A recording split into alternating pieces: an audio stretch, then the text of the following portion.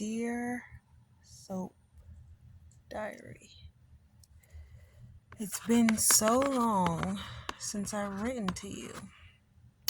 But I chose to come back today because I wanted to review yesterday's episode and I was off today. So I wanted to review yesterday's episode. Not because it was particularly interesting, but because a lot of revelations came out, a lot of information came out yesterday, so I felt like, I don't know, it deserved a review. I've been super, super, super tired these last few days, and so I've just been tired and having headaches and stuff, so I haven't been doing reviews. But I wanted to get this one out to you guys as well as, just, chit chat, whatever, talk to y'all, talk to me, talk to my soap diary. Okay, so the episode starts with Michael and Dante, and Michael realizes that it's what's the crazy girl name? Willow. Hold on, y'all. I'm about to clean my screen real quick to see what happens. Michael realizes that it's Willow that's been stalking the baby. He put two and two together. He's like, who else could get in and out of here undetected?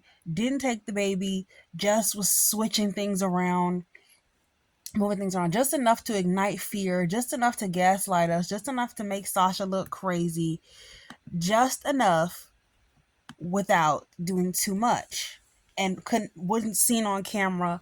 It just makes more sense. It's her, it's Willow. Like, come on now, which one of my dad's enemies? Selena Wu and them coming in here, switching around babies, changing clothes. They don't know nothing about no dang gonna baby. It's Willow. So he put two and two together. He found out it was Willow. What I want to know is, what is he going to do about it? What is he going to do about it? What does this mean for him? He's like, I don't think Willow will ever see the children again. I don't think that I'll ever let the children see Willow again. She's too dangerous. And I'm just like, I know Willow is dangerous, you guys, but I really just still don't think that she should never be allowed to see the kids. I honestly just think that he needs to leave it in the judge's hands, okay? He needs to leave it in the judge's hands. Let Willow see the kids. Yes, she's back, but I think he should still let her see the kids in a few months. Supervised visits and all that. I just don't think she should be taken away from her kids completely, especially now that we have another reveal on our hands that Sidwell and Sidwell's son were having a conversation, and we found out why Sidwell paid off the judge. So Sidwell paid off the judge. He just dropped some random money in her account, and they wouldn't really know where it was from, but it's gonna look like it's from Sonny, and that Sonny paid her off. So when he comes to Sonny with this information, Sonny will have no choice but to fall in line and let him do what he wants to do. Or Sonny will go to Michael and say, hey, Michael, let Willow see the kids so that when the judge rules in Willow's favor next time, she's not unnecessarily cruel to you and never lets you see the kids. Although Willow was going to be cruel, whatever, to him, he should still let her see the kids so that Sidwell and City Jr. have less to use against Sonny, less to use against the family, blah, blah, blah. Sidwell's never thinking straight, and this is just, Sidwell has a lot of plot armor, so they're gonna make it go his way just so that there's a little more tension between the two of them. Because if Sonny had any sense, which we know he does, he'll just go to Michael and be like, look, let her see the kids a little bit because I'm being blackmailed. And if Selena had sense, which Selena does have sense, but because Sidwell has plot armor, Selena was forced to leave town so that City could enact his plan of revenge against Sonny, and without anyone realizing it was him. But Sonny has plot armor too, and Sonny usually is able to see through the BS. A lot of times he's usually not really written as stupid, other than that time when they took him off the medication and he was making all those erratic decisions, and then he killed Cates. He killed Jagger Cates, and he was on his medication when he killed Kate. So it was weird. It was like you can't even say he was off his medication. He killed Kate, he got away with it, and he was on his medication. It was a very stupid storyline. So whoever was writing at that time was an idiot.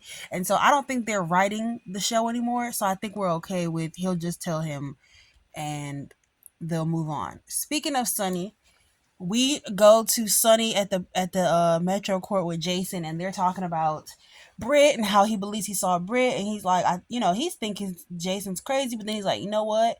You talking in your serious voice. I can tell that you're, you know, serious about this. So do what you need to do, bro. Go get your girl. But Jason is Jason, and Jason is being Jason, and Jason's like, I can't go after her. She wanted to be left alone. She wanted to die alone. I can't go after her. Because Jason never fights for anything that he wants. So this just lets you know that Jason is still Jason.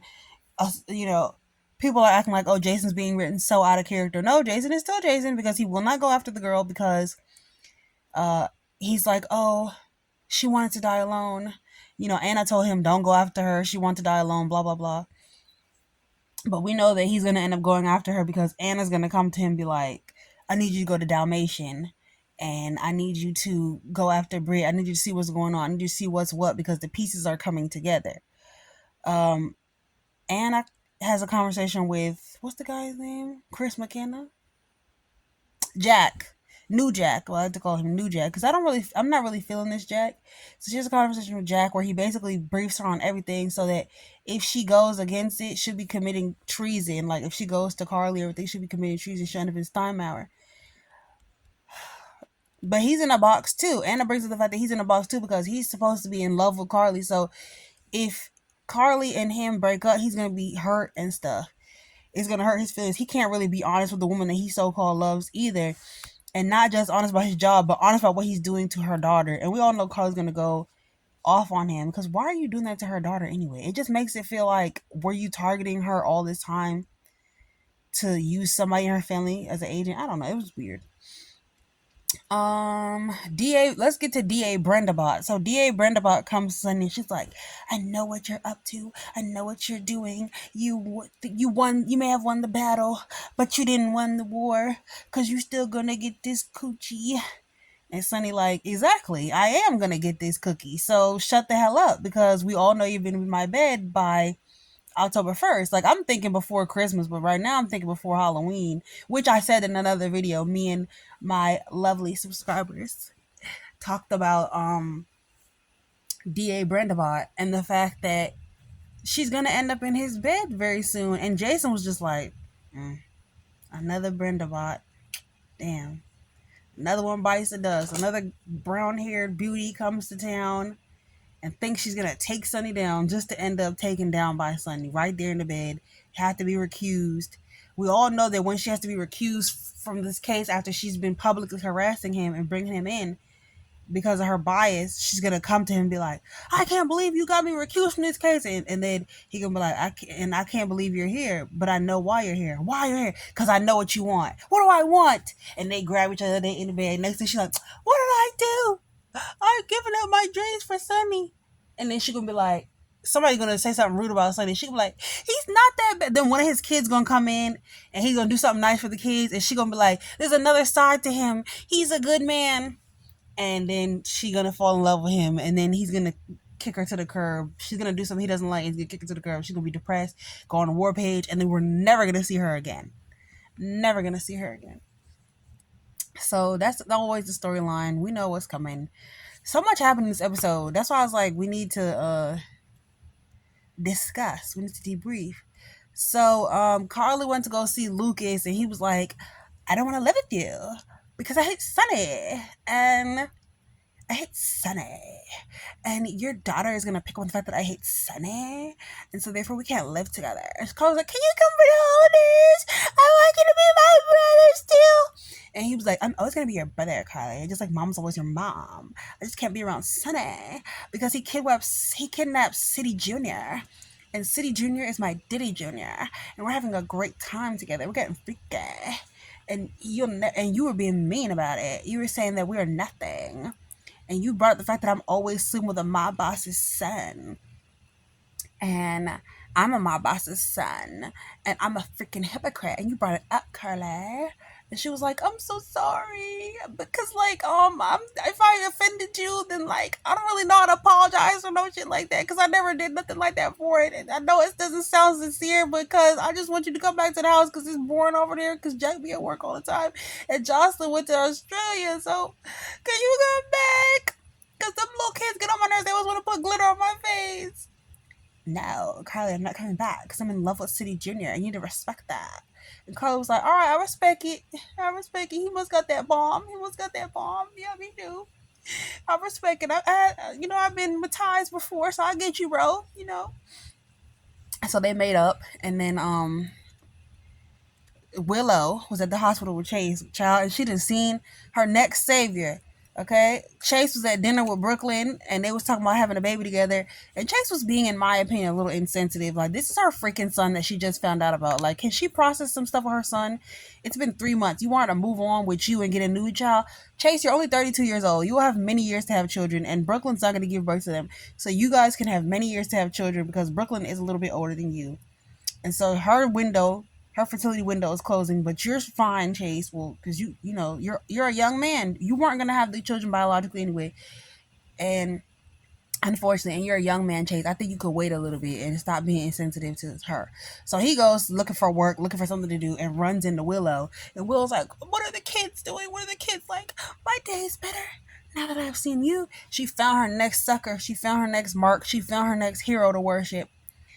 Somebody to take care of her and love her and be there for her in this situation. And I fear that it's going to mess up his marriage with BLQ. But at the end of the day, if Chase chooses to be there for Willow and testify for her against Michael and support her and give her updates on the kids, then he deserves to lose BLQ because she's a rich baddie and she never needed him anyway in that Section 8 apartment. He lives in her mansion.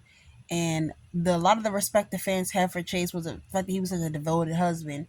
So if he ends up leaving Brooklyn, then it is what it is. He's on the outskirts, and it's only a matter of time before he's on a chopping block because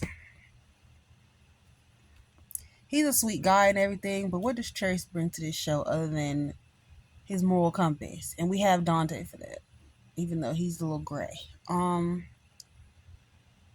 Curtis and Portia reunited over Drew, and he's like, I know what I have to do now. I have to love you. He said, I'm gonna love you better. He said, and Stella will say it too. Just when you think there's nothing else I can do. Drew brought us together. So he was like, Trina not forgiving Kai made me realize I don't forgive you, and I don't forgive nobody. Damn, that took you long enough.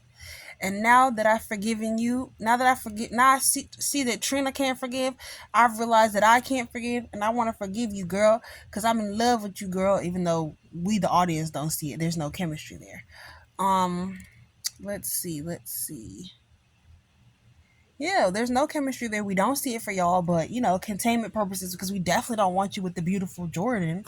So I guess we got to keep y'all together, chemistry-less or not. And so they decide to be together because Drew, they think Drew is neutralized and there's a truce, and they think that Drew doesn't know what's going on, even though he does know what's going on.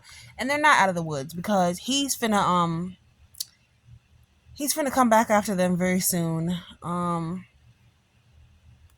Because Drew still has the evidence and he knows what he did. Let's see. Tracy is still trying to take Sunny down no matter what, and she's really gonna bring her own stuff down in the process, because if she gives the information to the police, then the police are definitely going to be like, and why were you holding this for so long? And she's going to get in trouble and end up losing deception. So it's pointless. Tracy is playing a losing game right now. Tracy, just leave Sonny alone. Just focus on your family and your grandkids and stuff, because in this show, Sonny always wins. It's really pointless. I don't want you to lose deception.